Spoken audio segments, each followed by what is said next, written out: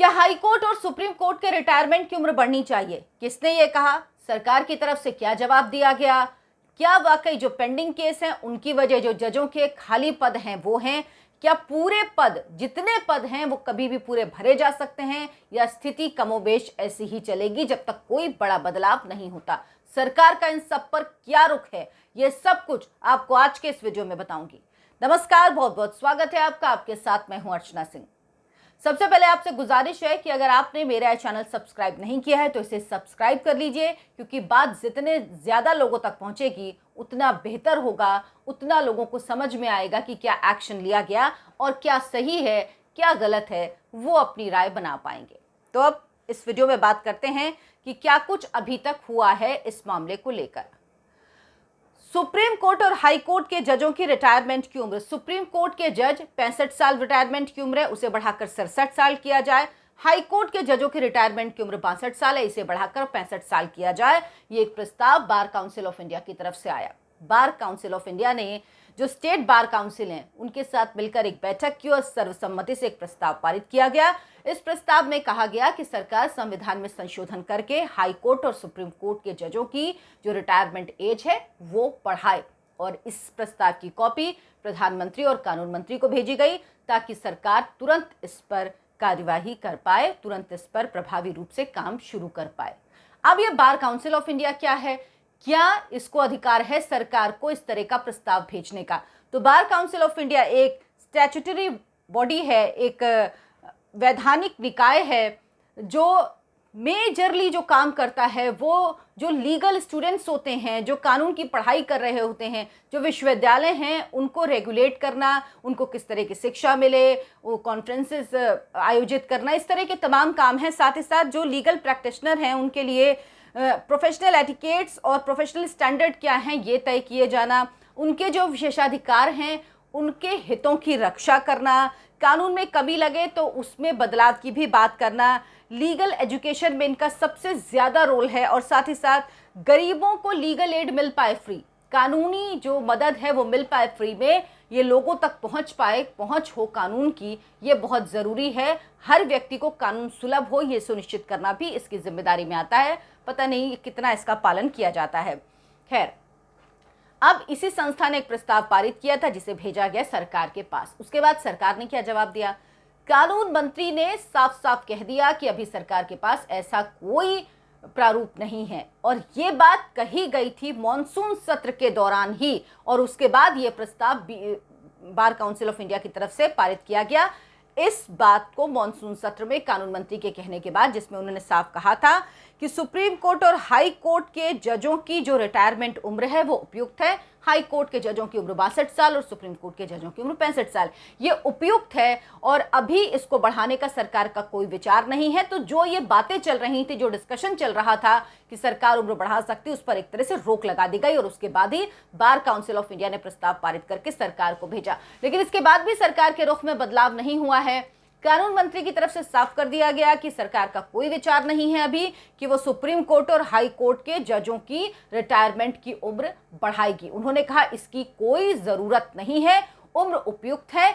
आगे क्या होगा ये नहीं कह सकते, लेकिन वर्तमान में यही है कि रिटायरमेंट की उम्र जजों की नहीं बढ़ाने जा रही है सरकार। और साथ ही ये भी कहा कि जो ये कहा जाता है कि जो मामले लंबित हैं उसकी वजह है कि जो रिक्त पद हैं, तो अगर जजों के रिटायरमेंट नहीं होंगे, देर से होंगे, तो जो खाली पद हैं वो कम होंगे, और जो लंबित मामले हैं उनका निपटारा जल्दी होगा। उन्होंने कहा ये एक भ्रांति है, मिसकंसेप्शन है कि बैकलॉग पेंडिंग केसेस इस वजह से हैं क्योंकि खाली पद हैं। उन्होंने कहा इसके लिए सुप्रीम कोर्ट हाई कोर्ट को खुद देखना होगा, खासतौर पर सुप्रीम कोर्ट को, कि वो किस तरह से काम कर रहा है। क्या सुप्रीम कोर्ट जमानत के मामलों को सुन सकता है? क्या उसे सुनना चाहिए? इसके लिए लोअर कोर्ट से ज्यादा हाई कोर्ट इन मामलों की सुनवाई कर सकता है, लेकिन क्यों अपना समय सुप्रीम कोर्ट जमानत याचिकाओं को सुनने पर लगाता है? और अब रेगुलर बेस पर जमानत याचिकाएं सुप्रीम कोर्ट में आती हैं, लगती हैं। इस तरह की जो सुनवाई होती है उनकी वजह से बैकलॉग बढ़ता जाता है। जो वाकई ऐसे मामले हैं जिनकी सुनवाई सुप्रीम कोर्ट में होनी चाहिए वो नहीं हो पाती। उन्होंने कहा कुछ अगर ऐसे मामले हैं जो आजीवन कारावास का है या तो फिर जिसमें किसी को फांसी की सजा, मृत्युदंड मिला हुआ है, कोई ऐसे अर्जेंट मामले हैं तो उसकी सुनवाई की जा सकती है। लेकिन रेगुलर बेल के मामले, जमानत के मामले सुप्रीम कोर्ट में आखिर क्यों सुने जाने चाहिए? उन्होंने कहा आधे से ज्यादा मामले जो लिस्ट किए जाते हैं वो अयोग्य होते हैं, वो लिस्ट होने लायक ही नहीं होते, सूचीबद्ध होने लायक ही नहीं होते। और जब उन मामलों की सुनवाई की जाती है तभी पेंडिंग केसेस की संख्या बढ़ती है। ये उन्होंने साफ कहा, यानी ये कहा है कि सुप्रीम कोर्ट को देखना होगा कि वो किस तरह से कामकाज कर रहा है, प्रणाली जो है उसमें बदलाव की जरूरत है। जब तक उसमें बदलाव नहीं होगा तब तक पेंडिंग केस बने रहेंगे। सुप्रीम कोर्ट बड़े केसेस सुनने के लिए है।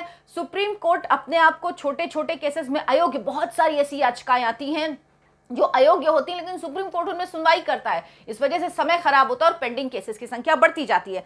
उन्होंने कहा सरकार एक चीज तय कर रही है कि मध्यस्थता, यानी दो पार्टियों के बीच अगर विवाद है तो वो दो पार्टियां आपस में बातचीत करके सुलह कर लें। इससे क्या होगा कि जो याचिकाएं आती, जो केस आते हैं कोर्ट तक, उनकी संख्या धीरे धीरे कम होगी, क्योंकि दोनों पार्टीज आपस में मिल बैठकर बातचीत करके मुद्दे को सुलझा लूंगी। और इसके लिए जो भी शीतकालीन सत्र है उसमें मध्यस्थता प्रस्ताव, एक विधेयक भी सरकार लाने जा रही है, मध्यस्थता प्रस्ताव विधेयक, जिस पर जो लाया जाएगा और सरकार को उम्मीद है कि यह विधेयक पास करा लिया जाएगा। और इस विधेयक के जरिए जो डिपेंडेंसी है न्यायपालिका पर वो कम होगी, जो बोझ है वो कम होगा, कम केसेस आएंगे, क्योंकि मध्यस्थता के जरिए ही इन केसेस को सुलझा लिया जाएगा। साथ ही साथ उन्होंने कहा कि रेगुलर अपॉइंटमेंट के बावजूद भी 20% जो हैं वो जो पद हैं वो खाली ही बने रहेंगे। कॉलेजियम सिस्टम ऐसी व्यवस्था है, ऐसा प्रोसेस है कि जिसमें 20% पद जो हैं ये हमेशा खाली रहेंगे, ये कभी भी पूरे तौर पर भरे नहीं जा सकते। तो सवाल यह है कि जब देश में सबकी रिटायरमेंट की उम्र 58 साल से लेकर 65 साल तक की है सरकारी कर्मचारियों की, तो क्यों विशेष दर्जा प्राप्त हो सुप्रीम कोर्ट और हाई कोर्ट के वकीलों को? और ये खुद ही बार काउंसिल भी उसी न्यायपालिका का एक पार्ट है जो खुद ये तय करता है, जो खुद एक प्रस्ताव लाता है, प्रस्ताव पास करता है, प्रस्ताव सरकार को भेजता है और कहता है जल्द से जल्द इस पर एक्शन लीजिए, आप संविधान में संशोधन कीजिए। सोचिए, मतलब अपने अंदर से ही सब कुछ हो रहा है। सरकार तय करेगी कि उम्र बढ़नी है या नहीं, संविधान में संशोधन होना है या नहीं, ये सरकार तय करेगी। ये उसे कोई डायरेक्ट कैसे कर सकता है कि सरकार संविधान में संशोधन करे और जजों की आयु सीमा बढ़ाए? तमाम ऐसी बातें हैं, ऐसी चीजें हैं, ऐसे तरीके हैं, ऐसी कार्यप्रणाली है जिन पर सुधार की बात कही जाती है। कोर्ट उन पर ध्यान नहीं देता, उन पर कोई एक्शन नहीं लेता, लेकिन जब इस तरह की बात होती है तो तुरंत इस पर एक्शन में आ जाते हैं। कॉलेजियम सिस्टम लागू करने की बात हुई, कॉलेजियम सिस्टम जिस तरह से चल रहा है उसको लेकर तो ये साफ है कि फिलहाल किसी तरह का बदलाव करने के मूड में सरकार नहीं है। यानी जो अभी उम्र है सुप्रीम कोर्ट के जजों की 65 साल और हाई कोर्ट के जजों की 62 साल, वही लागू रहेगी। क्योंकि जब रिटायरमेंट लेट होगा तो लोगों को एम्प्लॉयमेंट भी देर से मिलेगा, लोग उन पदों में रिक्ति वो खाली भी देर से होंगे, तो जो यंगर जनरेशन है, जो आने वाली पीढ़ी है, उसको देर से मौका मिलेगा। और इस देश में इतनी जनसंख्या है, बेरोजगारी है, इसके लिए जरूरी है कि रिटायरमेंट की उम्र सीमा तय रहे और जो सीमा है उसमें बढ़ोतरी ना की जाए, ताकि आगे जो आने वाले लोग हैं उनको ज्यादा से ज्यादा मौका मिले। और ये सोचना सबसे पहले कोर्ट का ही काम है, क्योंकि वो उसके पास ही लोग जाते हैं जब कोई समस्या, कोई दिक्कत, कोई जीवन में परेशानी होती है, जब सरकार से निराशा होती है या किसी संस्थान से निराशा होती है या प्रशासन से निराशा होती है, या उसको लगता है कि जो उसके अधिकार हैं उनका पालन नहीं किया जा रहा।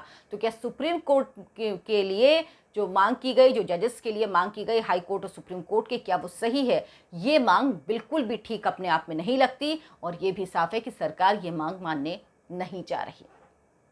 अगर आपको मेरा वीडियो अच्छा लगा हो तो मेरे इस चैनल को सब्सक्राइब जरूर कर लीजिए, लाइक कीजिए, शेयर कीजिए मेरे इस वीडियो को। नमस्कार।